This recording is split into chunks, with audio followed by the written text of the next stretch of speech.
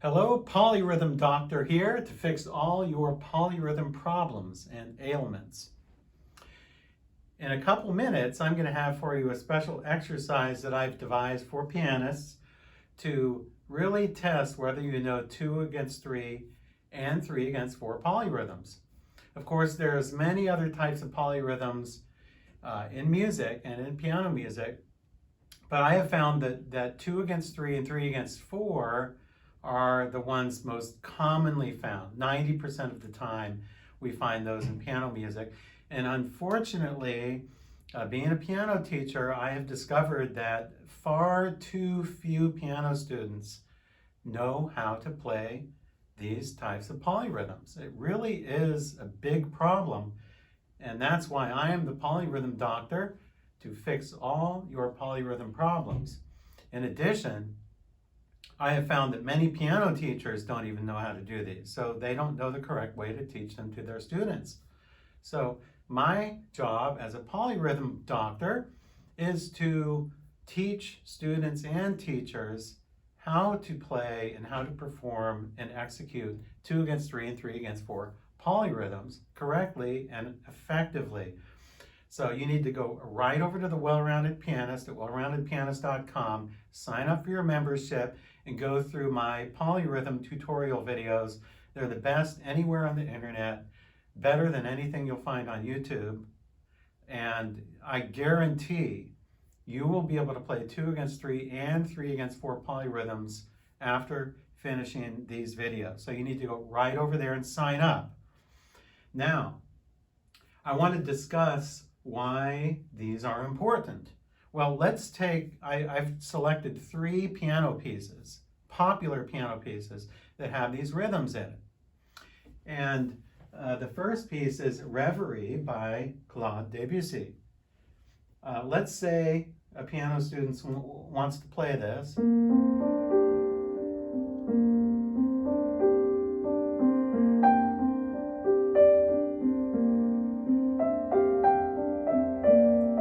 Oops. Oh.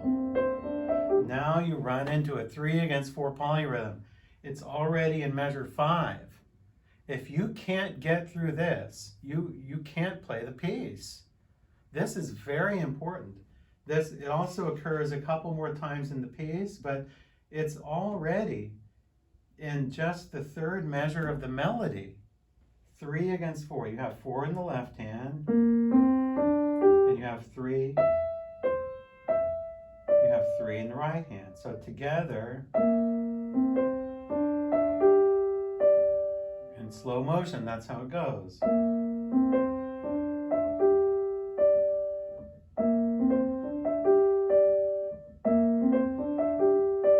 And then it has a tie. So the tie sort of complicates it a little bit. Now the whole melody goes.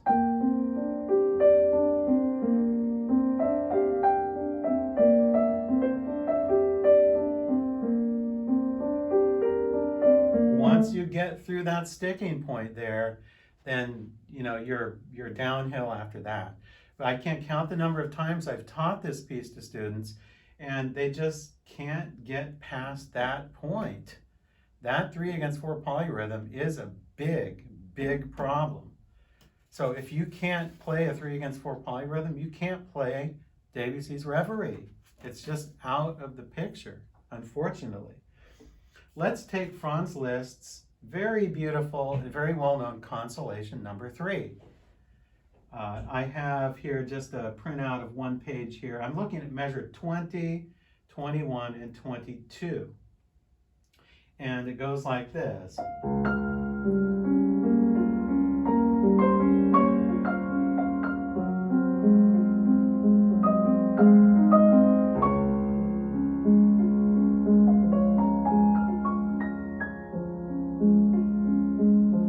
Actually both of those there. We have 2 against 3. We have 1 right here. We have 3 triplets in the left hand, duplets in the right hand, or 8th notes in the right hand. You have that for 2 measures. Now you have, starting here, In measure 22, you have,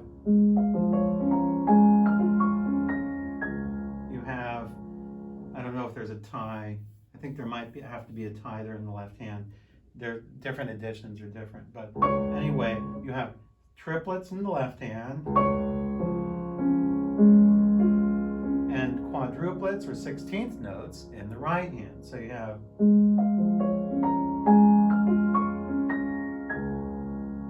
once again what I just played there is a perfect 4 against 3 polyrhythm.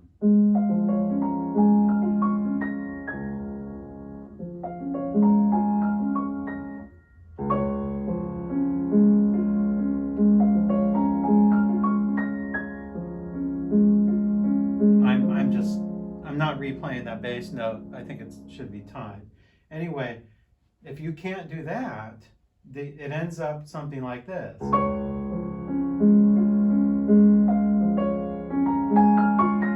I've taught this many times, and I can't count the number of times that I've taught this piece to students, and they just can't get past this point. There's also another point before this that's just one group of 3 against 4 polyrhythms, and they can't get through that either. So if you can't play 4 against 3 polyrhythms, Liszt's very beautiful Consolation number 3 is just out of your reach. You won't be able to play it. And the 4 against 3 polyrhythms just won't sound very good if they're not correct. They must be mathematically correct. You can't just guess. You can't estimate it. The most famous example of 4 against 3 polyrhythms is in, of course, Chopin's Fantasy Impromptu. Okay, I didn't want to do that today because you know that already. I've done many videos on the Fantasy Impromptu. And last but not least is a piece by Beethoven. Some people might think, oh, well, 4 against 3 polyrhythms is more modern. Yes, you find it in Debussy. You can find it in some Liszt since he's relatively modern.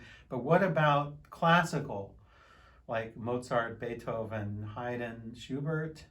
Well, it's not that common, but it can be found. And here's a passage in Beethoven's Opus 10, number 1, Piano Sonata, the last movement, the finale. And if you look at measure 31, 32, 33, 34, and 35, especially measures 34 and 35, and also later on in measures 88, I think it's near measure 88, is the same thing in a different key. If you look at this passage, you will discover there's pretty difficult 4 against 3 polyrhythms here. If you don't know how to play 4 against 3 polyrhythms, you can't play this movement. It's out of your reach. So let me just show you. I'm going to take a metronome here. Well, actually, I'll first do it without a metronome, and then I'll do it with a metronome on the computer. So 2, 3, 4. In measures 34 and 35 of the Opus 10, number 1 Sonata by Beethoven, finale, we have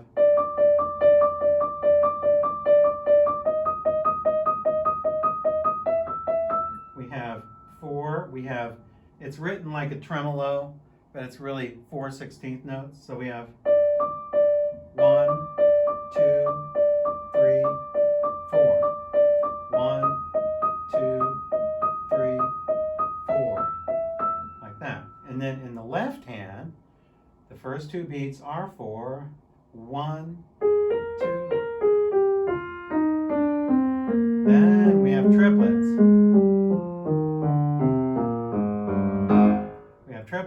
So we have 4s in here. In the right hand, we have triplets in the left hand. So if you put this together slowly, it goes.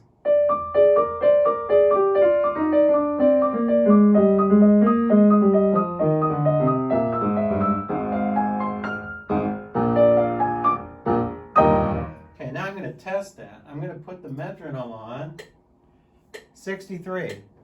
I was close to 63 anyway. Nice moderate speed. It goes a lot faster than that. But this is just to test whether you can do this.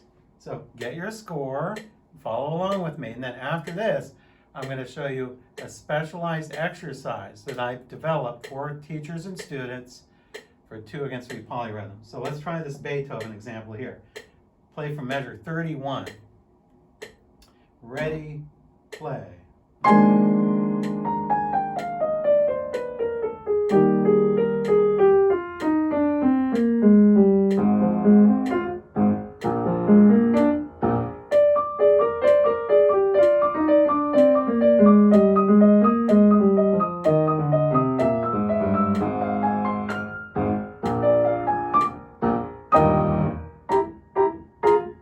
Okay, so it's a little confusing if you've never done this before. Let's try it again. Ready, play.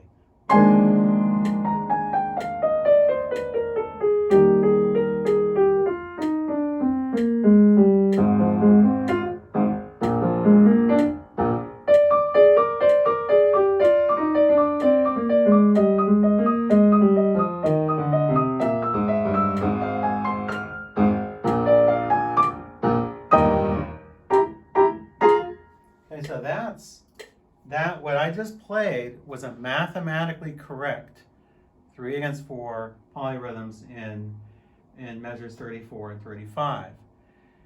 And then later on it does the same thing in a different key. If you can't do that at a slow speed, you can't do it at a fast speed either, and which means you can't play this movement. You're stuck. You're stuck. You might be able to do everything else in this movement, but if you can't play 4 against 3 polyrhythms, you are stuck. There's nothing you can do. I'm the polyrhythm doctor. I'm going to help you get out of this rut and help you with your polyrhythms. So now, last but not least, is my own exercise that I've devised.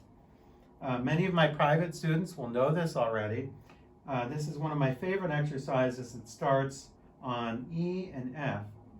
If you take E and F above middle C, that's the midpoint of the piano. So if you were to play chromatically outwards from E and F, all the white and black keys, you would arrive at the bottom A and the top C all at the same time. That's my favorite starting point for a lot of my rhythm exercises because I go in contrary motion. Okay, so here's what I'm going to do. Here's the exercise. Write this down. Write this down. You're going to start on E and F. You're going to go out 2 octaves and back, first in groups of 2s. Then you're going to go right into groups of 3s or triplets. And then you're going to go right into quadruplets or 16th notes. So you have 2s and then 3s and then 4s. That's what I call the exposition. That lays out the foundation.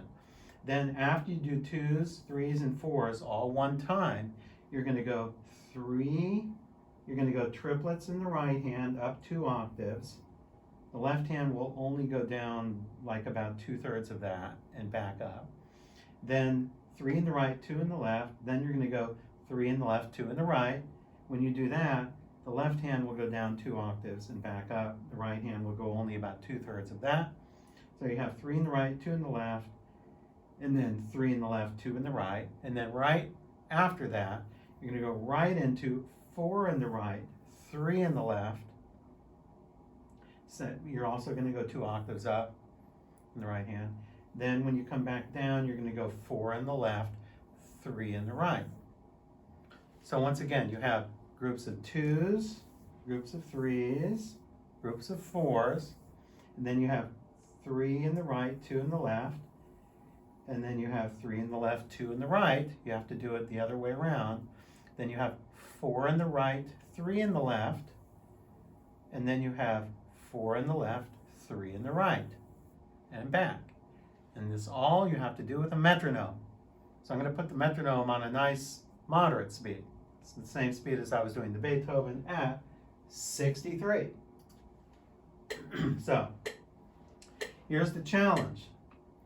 If you can do this perfectly, mathematically correct, then you get a certificate.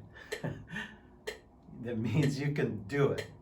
If you can't do it, you need to go right over to the Well-Rounded Pianist and take my course and learn how to do it. Okay, so here it is.